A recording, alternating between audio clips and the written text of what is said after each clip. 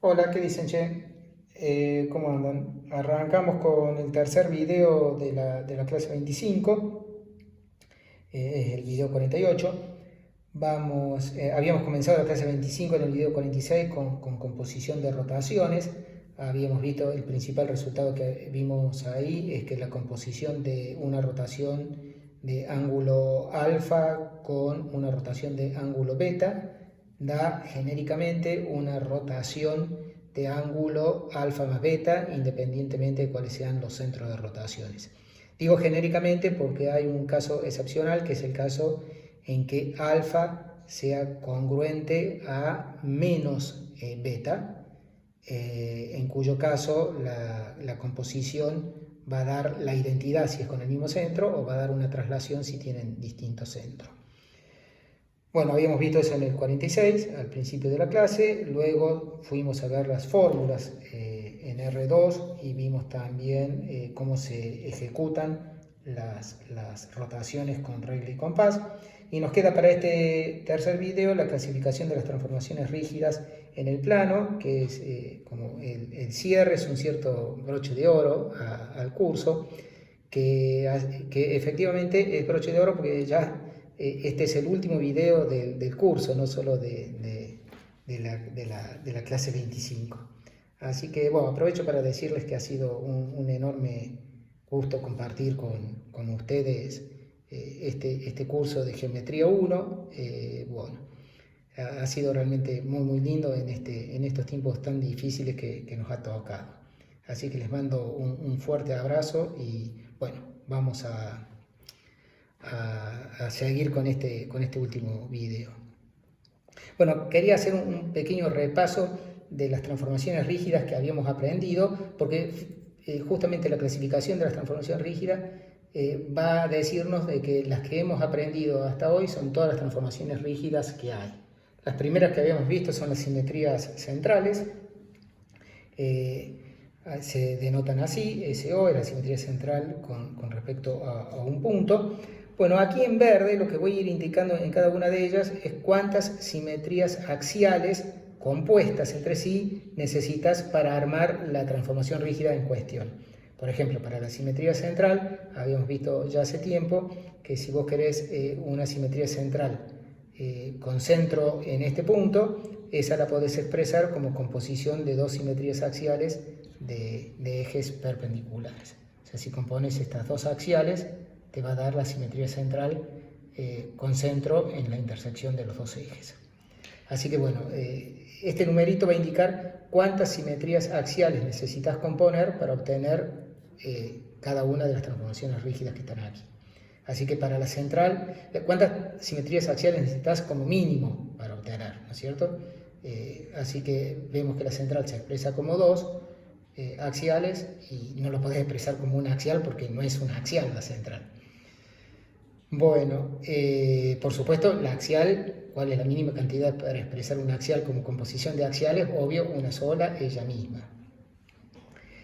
Habíamos visto las traslaciones se expresaban como composición de dos simetrías axiales de ejes paralelos. Deben recordar que si uno hace simetría axial primero de este eje y luego de este eje, eso daba una traslación de vector el doble de la distancia que separa los ejes paralelos que estás componiendo de simetrías axiales.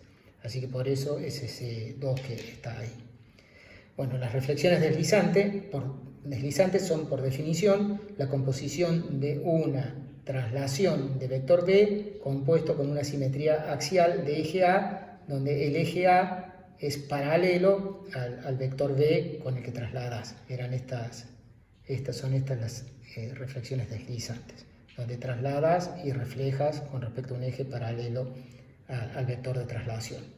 Así que como la traslación necesita como mínimo 2, tenés que agregar una más para que se reflejar con respecto a la recta que contiene el vector B. Así que las reflexiones deslizantes necesitan tres axiales para factorearla. Es como que lo que estamos haciendo es factorear. La central se factorea en dos axiales, la traslación se factorea en dos axiales, la deslizante se factorea en tres axiales y la rotación también se factorea en dos axiales. Si vos compones estas dos simetrías axiales, haciendo primero esta y luego esta, obtenés una rotación de ángulo el doble del ángulo que separaba los dos ejes que estás componiendo, ¿no es cierto? Este queda como la bisectriz del ángulo. O sea, esta axial compuesta luego con esta axial te termina dando esta rotación de este ángulo dirigido.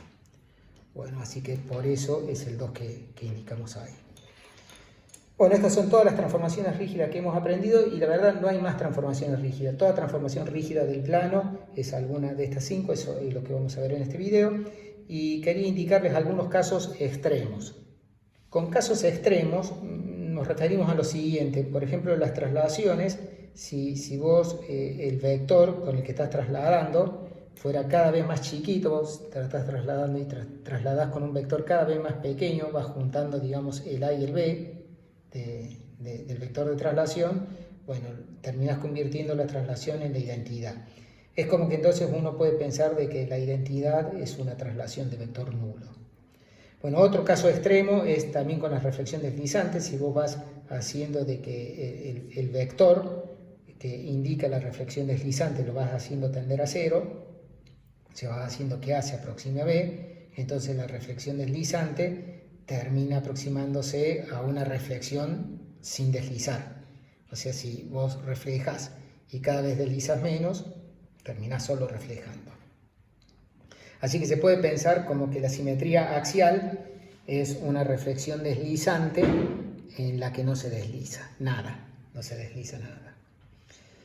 Bueno, y también tenemos casos excepcionales con las rotaciones. La rotación de ángulo nulo era lo que considerábamos la identidad, y la rotación de ángulo llano es la que corresponde a la simetría central. Es decir, podés pensar que la simetría central es una rotación de ángulo llano. Bueno, esto simplemente les quería traer, que lo habíamos visto básicamente casi al principio de clase. En el video 46 habíamos visto justo estos casos extremos aquí. Como les digo, el objetivo es probar de que toda transformación rígida del plano es alguna de estas 5. Y antes de ir a ese teorema, que a esta altura no es un teorema complicado para nada, queremos hacer esta definición como para distinguirlas un poquito más a estas transformaciones rígidas, como reconocerlas, ciertas características especiales que tienen cada una de ellas, que las agrupa en dos categorías.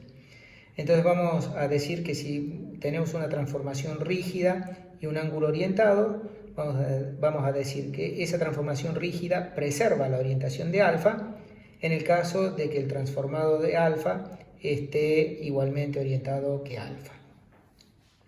Y por lo tanto, por supuesto que siempre el transformado de algo es congruente a lo que vos tenés, así que como es, si llega a estar igualmente orientado que alfa, t de alfa va a ser congruente e igualmente orientado a alfa.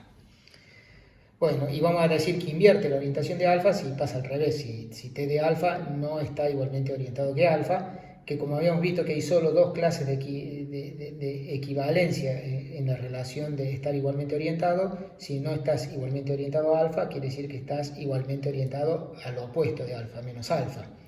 Y como el opuesto de alfa, como ángulo propiamente dicho, no ángulo orientado, es congruente a alfa, bueno, así que t de alfa te va a quedar congruente al menos alfa e igualmente orientado justamente por esto. Así que, bueno, esa es la situación de cómo se comporta una transformación rígida con respecto a un ángulo. Ahora vamos a ver ejemplos de qué es lo que hacen cada una de ellas, pero antes queremos demostrar este pequeño teorema que es simple, que en realidad lo que dice es que si t preserva la orientación de un ángulo, entonces t preserva la orientación de todos los demás ángulos. Entonces no es algo que t le hace a un ángulo lo puede preservar la orientación y a otro le puede invertir la orientación. Si a un ángulo lo preserva, va a preservar a todos. Y por supuesto que si a un ángulo lo invierte, a todos lo invierte, porque si hubiera algún ángulo que no le invierte la orientación, quiere decir que se lo preserva, pero si se lo preserva a todos. Bueno, veamos la demostración de este teorema. Bueno, así que suponete que alfa, supongamos que t preserva la orientación de alfa y tomemos ahora un ángulo beta arbitrario y supongamos que está igualmente orientado que alfa. Entonces, si recordamos la proposición de la página 70, es decir que toda transformación rígida, si vos tenés un ángulo que está igualmente orientado que otro, entonces los transformados de ambos quedan igualmente orientados. Aquí está de lo que estoy hablando, página 170. Esto forma parte del video 44 en la clase 23.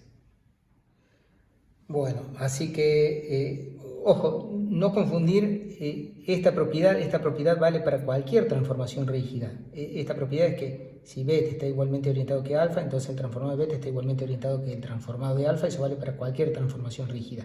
Que no es lo mismo que lo que estamos diciendo acá, que el transformado de un ángulo esté igualmente orientado que ese mismo ángulo, ¿no? No confundir esta propiedad con esta propiedad. Bueno, seguimos entonces. Entonces queríamos probar de que si t preserva la orientación de este alfa, entonces también preserva la orientación de este beta. Y estamos suponiendo, tomamos un beta arbitrario y supongamos que, tenemos que suponer los dos casos, supongamos que beta está igualmente orientado que alfa y luego abajo hago que beta no esté igualmente orientado que alfa. Bueno, así que si está igualmente orientado que alfa, tenemos que los transformados están igualmente orientados, así que me queda esta cadenita de acá. El t de beta está igualmente orientado que el t de alfa, el t de alfa está igualmente orientado que alfa, porque esa es la hipótesis, y alfa está igualmente orientado porque es lo que supusimos, es el caso que hemos supuesto. Así que ahí quedó que t de beta está igualmente orientado que beta. Bueno, y el otro caso que nos falta es qué pasa si beta no está igualmente orientado que alfa. Bueno, si no está igualmente orientado que alfa, el menos beta está igualmente orientado que el alfa. Y ahora hacemos básicamente lo mismo que hicimos recién. El transformado de menos beta, que es lo mismo que menos el transformado de beta, hagan esta cuenta, es automática, ¿no? Acuérdense que menos en un ángulo orientado es cambiar el orden de cuál es el primer lado y el segundo lado. Bueno, entonces aplicando esta misma propiedad de la página 170, como menos beta está igualmente orientado que alfa, el transformado de menos beta está igualmente orientado que el transformado de alfa, que está igualmente orientado que alfa por la hipótesis del teorema, que está igualmente orientado que menos beta porque es el caso que estamos suponiendo. Así que si miras de acá a aquí, nos queda que el transformado de beta está igualmente orientado que beta y eso concluye la demostración. Así que bueno, entonces el hecho de preservar la orientación de un ángulo hace que preserve la orientación de todos los ángulos y entonces a esas transformaciones rígidas las vamos a llamar positivas, es decir, decimos que t es positiva si preserva la orientación de un ángulo y por lo tanto de todos los ángulos, y si no preserva la orientación de todos los ángulos o de algún ángulo, vamos a decir que t es negativa. Bueno, lo que quiero ahora es que se pongan a pensar un ratito, que es lo que vamos a contestar inmediatamente ahora, es cuáles de estas son positivas y cuáles son negativas. Bueno, antes de decir qué transformaciones rígidas preservan la orientación o son positivas y cuáles transformaciones rígidas invierten en la orientación o son negativas, hagamos una observación que es bastante sencilla, que es qué pasa con la composición de transformaciones que preservan o que invierten la orientación. Si vos tenés dos transformaciones positivas, la composición va a ser positiva, porque si vos tenés un ángulo alfa, la T2 le va a preservar la orientación a alfa, y luego T1 le va a seguir preservando la orientación a alfa, así que T1 compuesto con T2 va a haber preservado la orientación de alfa. En cambio, si vos compones dos que invierten la orientación, la composición también les va a preservar la orientación. Justamente porque si haces primero T2, el T2 de alfa va a estar igualmente orientado que el menos alfa, y luego cuando apliques T1, el T1 del T2 de alfa va a estar igualmente orientado que el menos T2 de alfa, que está igualmente orientado que el alfa. Así que, bueno, cuando más fácil decir así, el T2 le cambia la orientación al alfa y el T1 se la vuelve a cambiar, así que le dejó la orientación al alfa. Así que composición de positivas da positiva, composición de negativas da positiva, y bueno, el mismo razonamiento te hace que si compones una positiva con una negativa o una negativa con una positiva, te van a dar negativas. Es básicamente como la regla de los signos, es tal cual, o la regla de par-impar, ¿no? Par con par da par, impar da par, y si haces par con impar en cualquier orden te va a dar impar. Bueno, ahora sí, vamos a contestar qué transformaciones rígidas preservan la orientación y cuáles la invierten, cuáles son positivas y cuáles son negativas. Bueno, la más fácil de todas de ver es la simetría axial. Porque la simetría axial, si vos tenés una recta B, como esta celeste que está acá, y tomás una semirrecta con origen en B, como por ejemplo esta, que se llame OP1, entonces esa semirrecta OP1 va a parar a una semirrecta OP2 que formen el mismo ángulo, es decir, que la B termina siendo bisectriz, y bueno, justamente como es involutiva, la semirrecta OP2 va a parar a la OP1. Así que acá es clarísimo de que el ángulo orientado primero OP1 y luego OP2, cuando le aplicas la simetría axial, va a parar al ángulo orientado al revés, primero OP2 y luego OP1. Es decir, el ángulo así, cuando le aplico la simetría axial, termina yendo al ángulo así, orientado. Así que la simetría axial es una transformación rígida que es negativa, invierte la orientación, bueno, de este ángulo y de todos los ángulos. Bueno, tenemos así entonces de que la simetría axial es negativa, invierte la orientación de todos los ángulos, ya lo vimos en uno y este teorema te lo dice que invierte la de todos los ángulos, es decir, es negativa. Bueno, ¿y qué pasa con el resto? Bueno, está lindo hacer así, todavía les dejo la oportunidad que lo hagan caso por caso, a cada uno, tratando de encontrar un ángulo y darse cuenta si se invirtió o no la orientación. Pero, y está bueno, independientemente de lo que voy a decir ahora, hacer eso que les digo, hacer así como este ejemplito concreto de un ángulo, ver si se dio vuelta o no se dio vuelta con la orientación aplicándolo. Pero se puede resolver de un solo saque usando justamente este T que veníamos acá y usando estas propiedades, ¿no? La observación número 1, que resulta ser de que la simetría central es composición de dos axiales, las axiales son negativas, así que la central va a ser positiva, la traslación va a ser positiva, la rotación va a ser positiva, porque todas son composición de dos axiales y las dos axiales compuestas entre sí da negativo, negativo, la composición da positivo. Así que todas estas que tienen el numerito 2 son positivas y bueno, la axial justamente es negativa, ya lo vimos, y la reflexión deslizante es una transformación rígida que se expresa como 3 simetrías axiales, así que también es negativa. Bueno, y ahora sí, el último teorema del curso.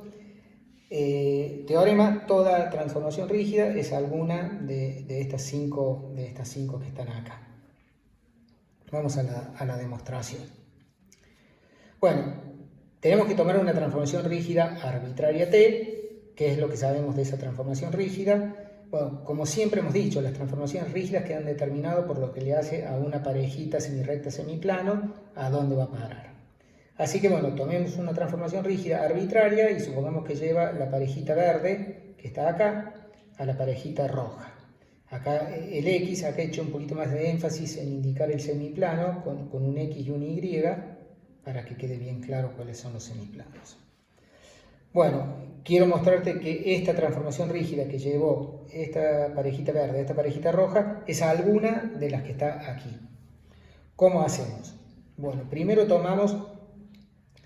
Es como que la demostración acá, voy a suponer de que el P fue distinto del Q, en lo que sigue ahora. ¿Por qué? Porque si el P fuera igual al Q, ya sabemos de que transformaciones rígidas que lleven la verde a la roja, si los orígenes fueran iguales, ya hemos visto que son solamente las simetrías axiales que pasan por el vértice, o las rotaciones con centro de ese vértice, o potencialmente podría ser una simetría central o la identidad.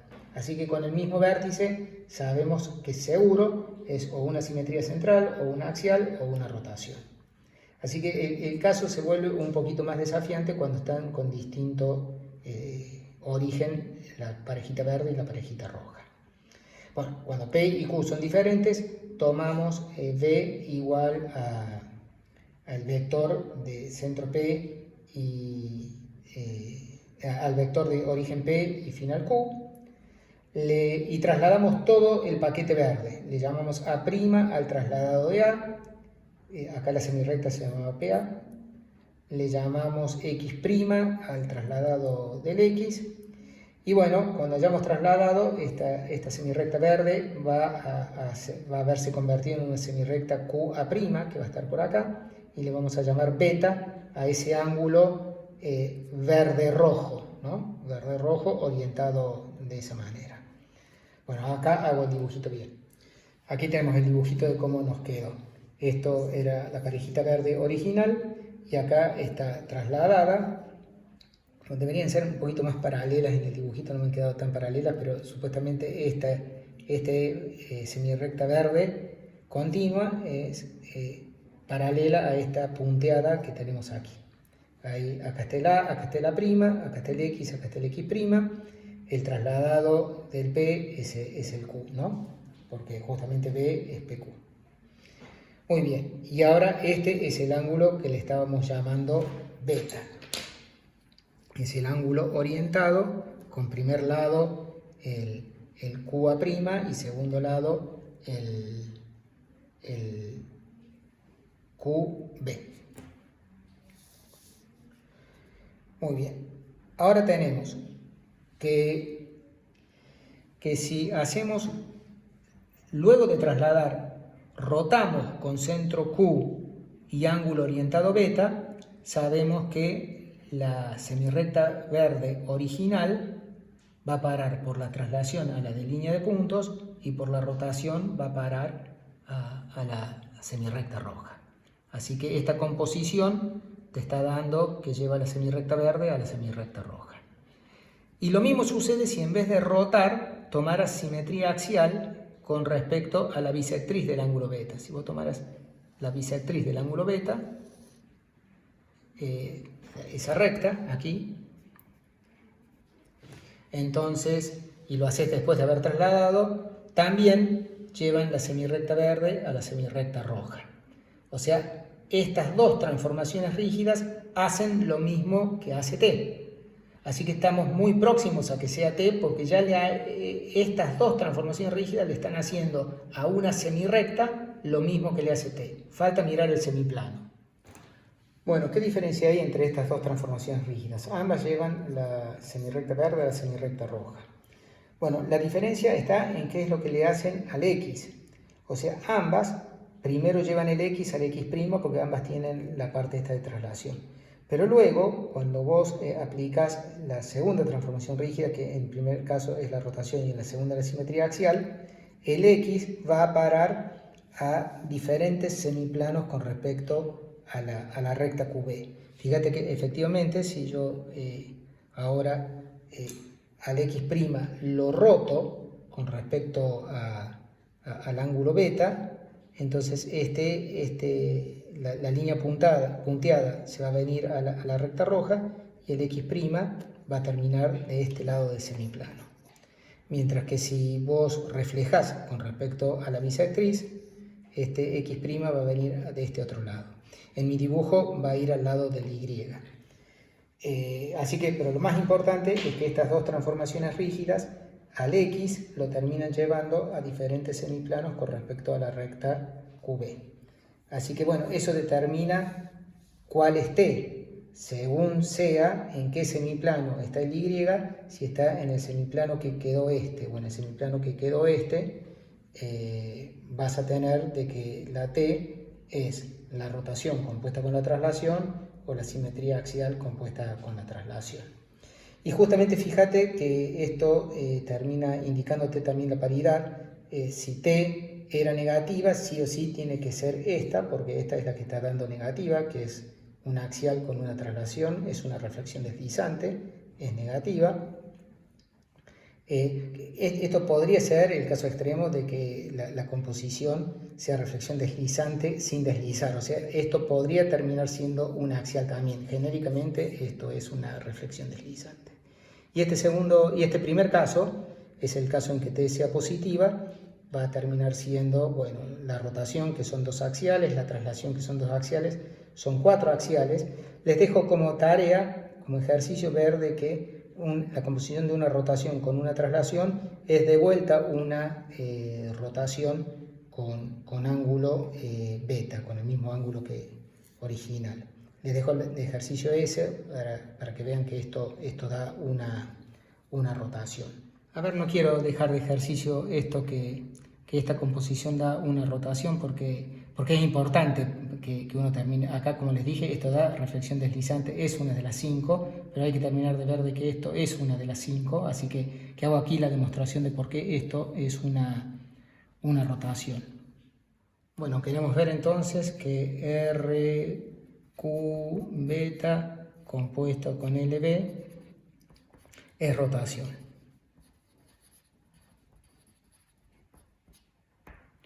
Bueno, hacemos lo siguiente, suponete que este es el vector B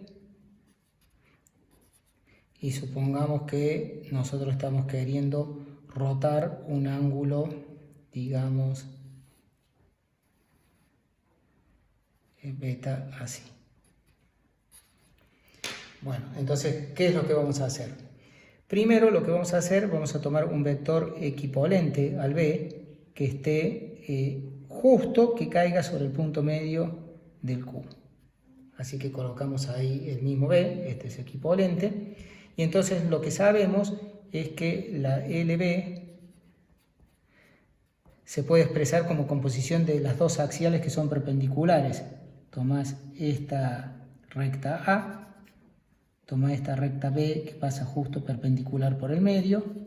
Entonces sabés que la traslación es hacer primero SA y luego hacer SB. Muy bien. Ahora lo que vamos a hacer es tomar un ángulo que sea congruente, igualmente orientado a beta, de modo tal de que uno de sus lados coincida con, caiga sobre la recta B. Bueno, tomamos entonces de modo tal un ángulo que sea congruente, igualmente orientado a beta, donde el primer lado esté sobre B. Entonces es como que voy a tomar el ángulo congruente, igualmente orientado al beta, que sería más o menos ponerle este. Ahí está beta, de modo tal que el primer lado haya caído sobre B. Entonces, si ahora tomás la mediatriz y le llamas C, entonces termina quedando de que la rotación de centro Q y ángulo beta es la simetría axial. Tenés que hacer primero simetría axial en B y luego simetría axial en C. La conclusión entonces es que RQ beta compuesto con LB es igual a SC, SB, SB, SA.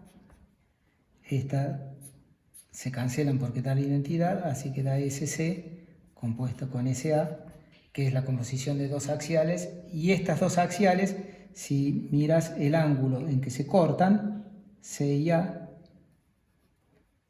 vas a ver que en donde estos dos se cortan, por supuesto que como la A es paralela a B, el ángulo que forman A y C al cortarse es el mismo ángulo que forman C y B al cortarse, que es la mitad de beta, así que esto forma un ángulo orientado,